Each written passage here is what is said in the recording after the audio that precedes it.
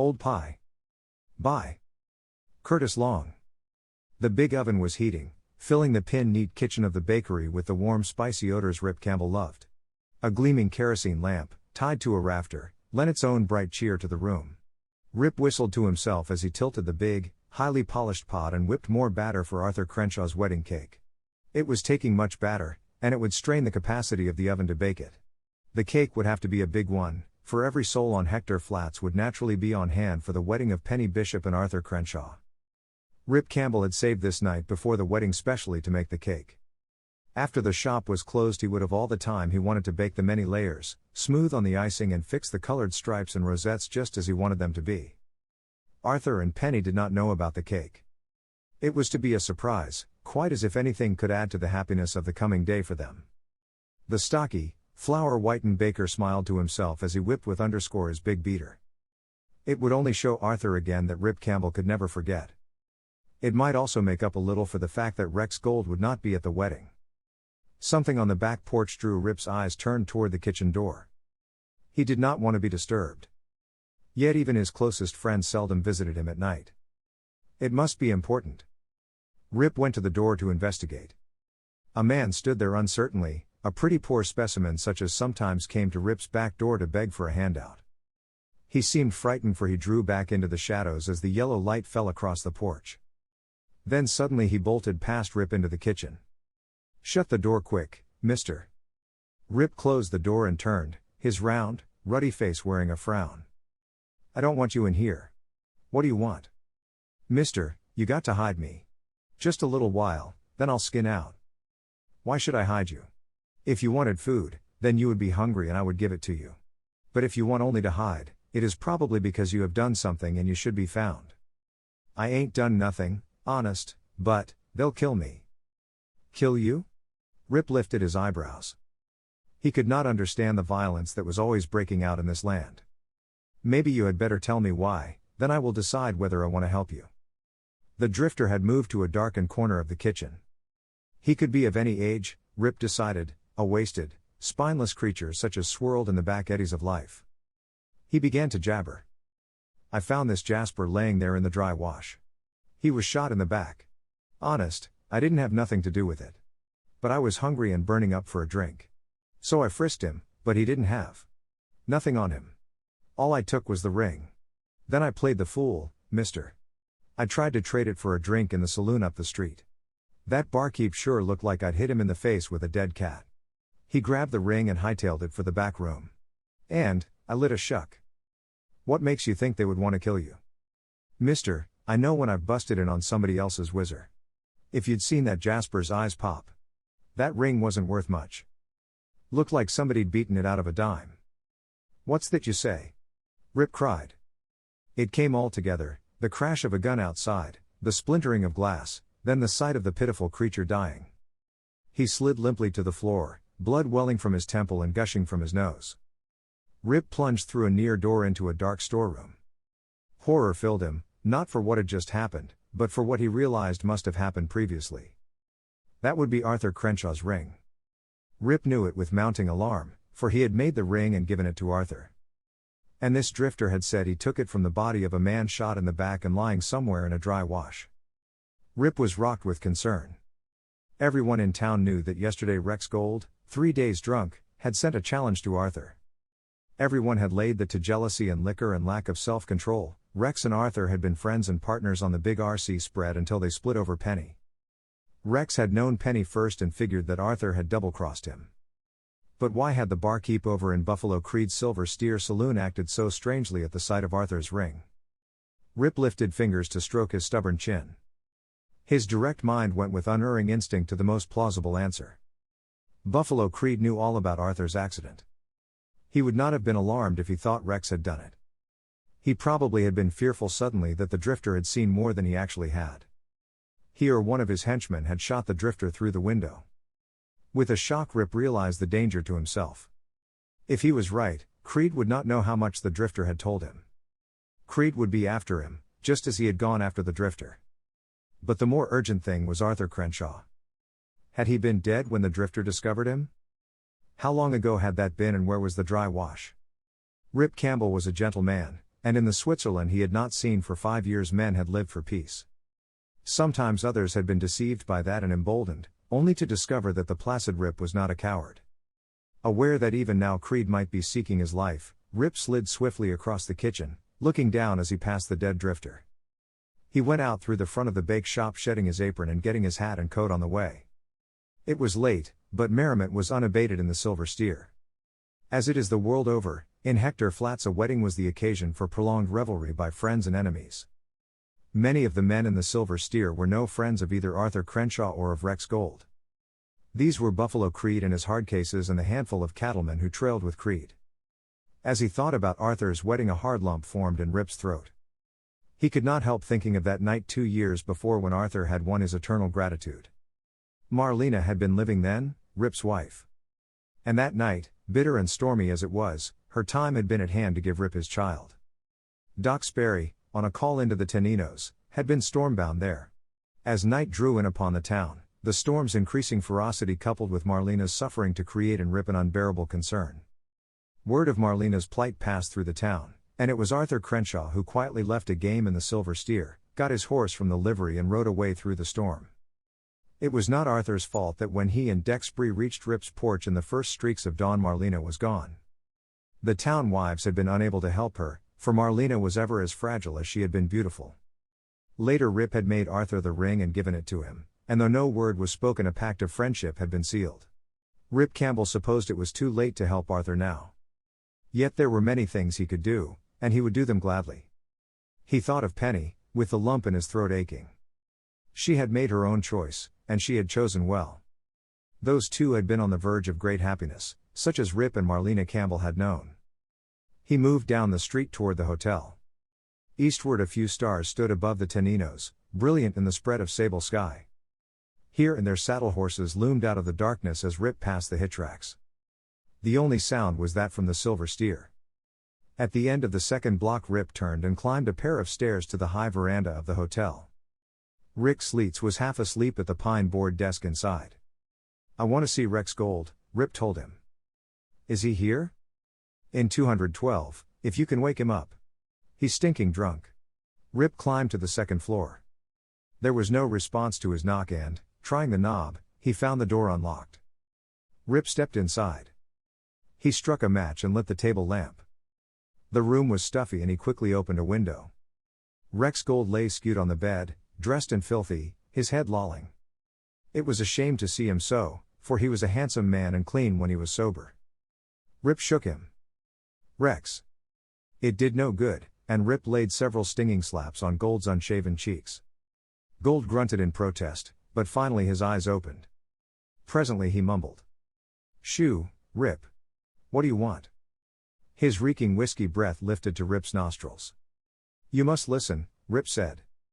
"You've got to answer a question. You hated Arthur Crenshaw because he is marrying the woman you wanted. Yesterday you sent word to Arthur you were looking for him." "You're damn right. And the double-crossing son's been dodging me. You'll be glad of that, one day. Penny made her own choice. Had it been you, Arthur would have wished you luck. Now he's been shot in the back.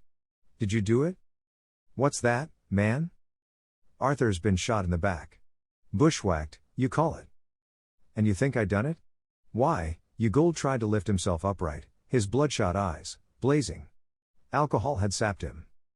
His eyes rolled upward, his head snapped back, and he slumped on the bed again. Rip threw the blankets over him, blew out the light and left the room. He was certain now of what he had only guessed before. It was Buffalo Creed's work. When Arthur and Rex had been friends and partners they had kept law on Hector Flats. They had held Creed and his kind in check. Creed had been glad to see the rift come over Penny. He had worked on Rex, building up his jealousy, convincing the sodden man he had been double-crossed. He had probably goaded Rex into spitting out his bitter challenge, seeing his chance to remove both Arthur and Rex and have his own way on the flats. Rex Gold was a fool and of no use, so it was up to Rip. The methodical baker was not underestimating the enormity of the task he was undertaking when he went into the hot-reeking Silver Steer. The dozen card tables were filled, the bar was crowded, and every man there had too much hard liquor under his belt. Rip passed through the bat wings and paused, letting his gaze move over the crowd. He did not like this place, which smelled so strongly of Buffalo Creed and his evil interests. Creed and Spur Holloway were in a game at the far end of the room. In the cone of light, Creed showed the solidness of the animal that had lent him his nickname, and his hat was pushed back tipsily on his large round head. Holloway had lost an eye somewhere in his unsavory past which lent a special look of evil to his flushed narrow face. Rip looked at them carefully, then his gaze swept on, seeking Joe Van. Malevolent and unsocial, Joe Van stood drinking alone at the end of the bar, with the other customers willingly granting him elbow room. Rip's attention fixed upon him judiciously. To a man like Joe Van, a back shooting or a shot through a window would be less work than pleasure. Joe would be his man. And Joe stood there, more or less alone, his coarse black hair spilling over his eyes, not a dozen steps from the back door. Rip moved down the room and filled the open space next to him. Van swung around, his lips sneering, his small agate eyes frosty. Then abrupt interest flickered in those eyes, and Rip felt their coldness go through to his spine. He had no knowledge of guns and had never carried one. He had only one thing to lend him a bit of confidence. The years he had spent in the gymnasiums in the old country. They had given him rippling muscles and a physical coordination unsuspected in Hector Flats. He had only that to put up against Van's killer prowess. Rip had the wrist of Van's gun arm in a crushing grip before the gunman knew what was happening. It looked like an easy effort on Rip's part, and pain and surprise surged into the other man's eyes. "I will crush the wrist so it will never be of use again," Rip warned in a low voice, "if you make a fuss." Instinct nearly tore an oath from Van's lips. Rip increased the pressure, skillfully grinding nerves against bone, and saw reason asserting itself. A question formed in Van's eyes, which Rip answered. "We will go out the back door, side by side. You will give no sign that there is anything unusual about this." The gun hand that was Van's principal tool was helplessly arrested, with pain stabbing to his shoulder. He seemed to realize that Rip could do what he had threatened but was not armed otherwise. A break might come outside. He responded to Rip's guiding pressure, and together they strode toward the rear door. Out of the corner of his eye Rip watched Creed and Spur Holloway. He could not tell if any signal passed to them from Joe Van. But the pair was aware of what was taking place. Their faces sobered, their eyes went hard. The alley that ran behind the false-fronted structures on the main street was pitch dark. Ahead the light still burned in the kitchen of the bake shop and Rip could see the shattered window. Van growled. "What are you up to, Campbell?" And Rip returned. "You will see." He took Van into the bakery kitchen. The gunman looked down at the dead drifter, lifted his killer eyes defiantly to Rip's. Rip knew he had the right man. His pressure on Van's gun arm had never lessened, and now he took the man's gun. He let the arm go, then, and unshelled the gun and tossed it under a table. Shorn of his fangs, Van blanched. Rip had suspected he was a brave man only when he had the edge. Rip would have considered it unsporting to do what he now proceeded to do if so much had not depended on it. He moved forward suddenly. Van's fist slashed out, but Rip did not mean to fight him. He caught Van and turned him, and before the other knew it had him helpless in a crotch and neck hold, with his knee in the small of the man's back. "I will break you in two unless you tell me where Arthur Crenshaw is," he promised. "If you tell me, I will let you go."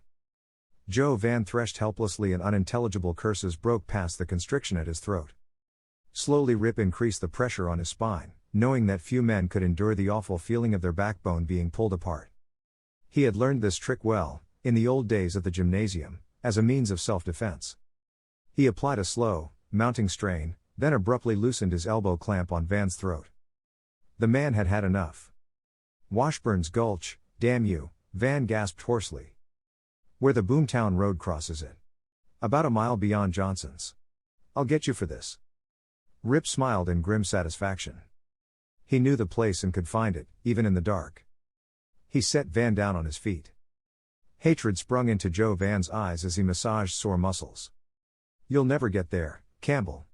You'll never get there. Go," Rip ordered.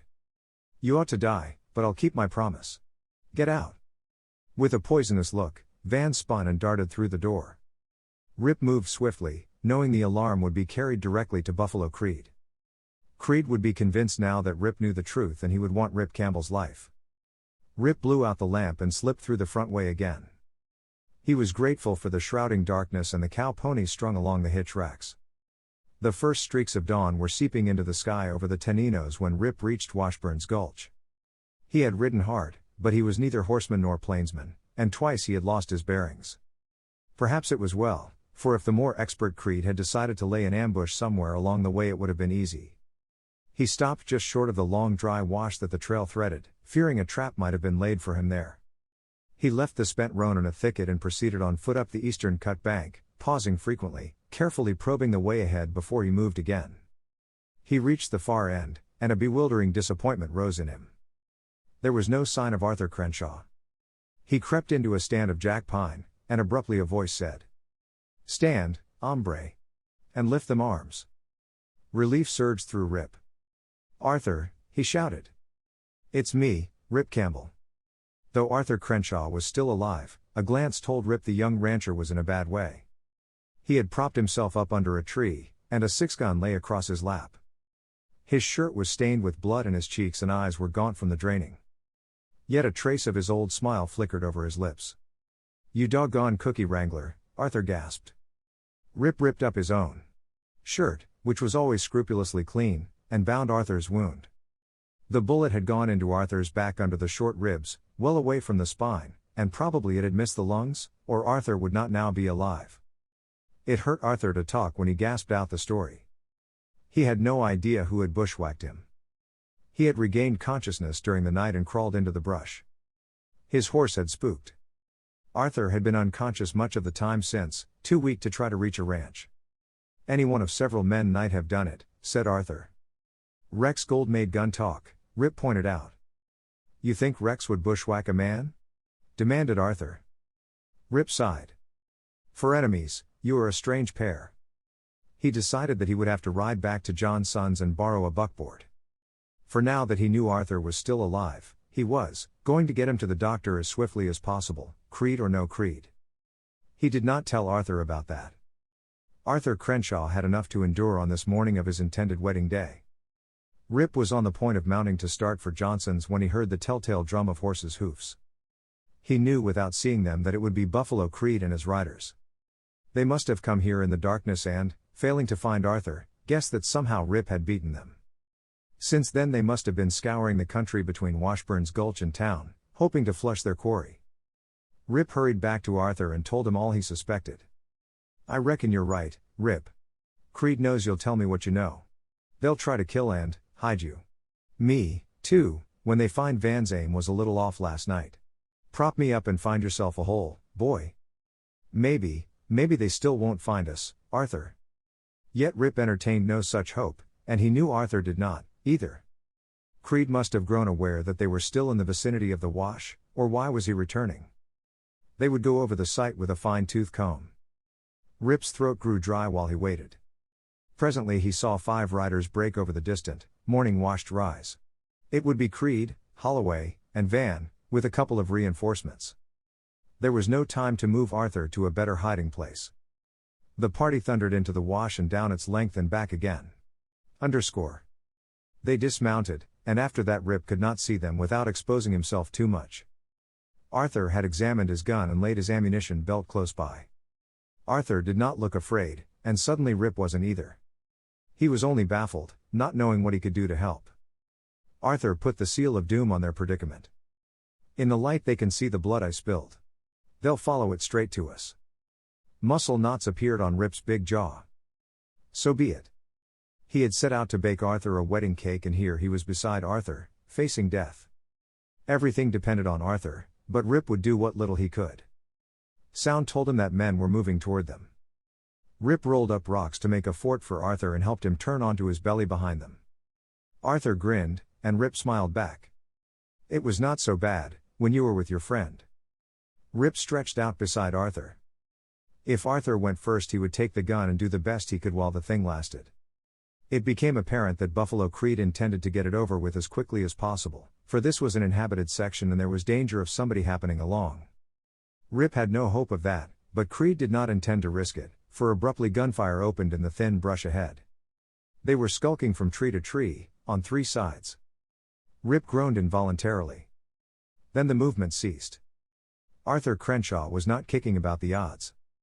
His gun spoke sharply and a man tumbled from behind a tree. Lead nicked the rocks. And puffed dust all around. To his surprise, Rip found himself wishing they would come on. The wish was quickly granted.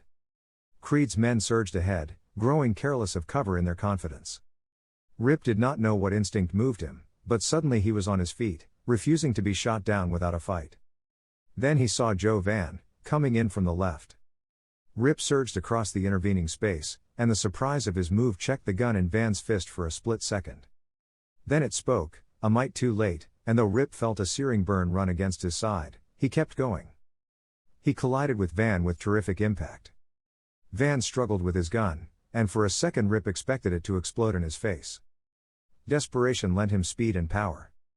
With Van whipping with the gun, Rip caught him in the crotch and neck strangle. This time he did not hesitate, and when he threw the body from him it lay broken and still. Rip whirled, remembering that gunfire had been crackling all around him, wondering why he had not been riddled with lead. There were 3 bodies sprawled on the ground, not 20 feet from Arthur. You got them all," Rip gasped. Arthur grinned. "I only got one. Buffalo Creed." He lifted his voice.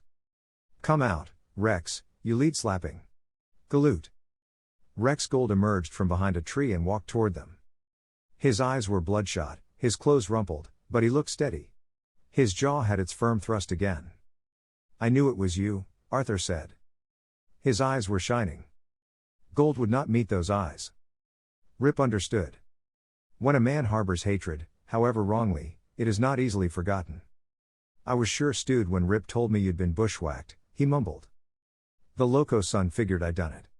I wasn't too drunk, but I'd understood that. And plenty of others might figure it, too. So I drunk a gallon of coffee and took a bath in the creek. I kind of figured it'd be Washburn's Gulch, and I headed this way. Then I saw Buffalo was beating the country for you. I trailed them here." He looked at Arthur steadily, as if trying to make himself clear. "Be damned if I'm going to have it said I'd bushwhack you." The fire was going good under the big oven again, and the dead drifter had been taken away. Rip had the kitchen spick and span, and the spiciness was in the air again. He was happy, for Arthur Crenshaw was in bed over in Doc Spree's house, and the doctor said he was well enough for the wedding to go ahead as planned, though Arthur would have to be married in bed. The wedding cake was baked and iced, and it was a beautiful thing. Rip was stirring coloring into a fresh batch of icing to make the stripes and rosettes. He was stiff and sore, for the bandage the doctor had put on his ribs was a tight one. Rip frowned when he heard the knock on the back door. He did not want to be bothered, and he remembered with distaste all the trouble the knock last night had brought. But that trouble was over. He went to the door and opened it. Rex Gold stood there. He had shaved and cleaned up and looked a different man. He grinned sheepishly. "Thought I'd drop in a minute, Rip." "Sure. I'm glad you did, Rex." Rip was suddenly embarrassed about Arthur's wedding cake.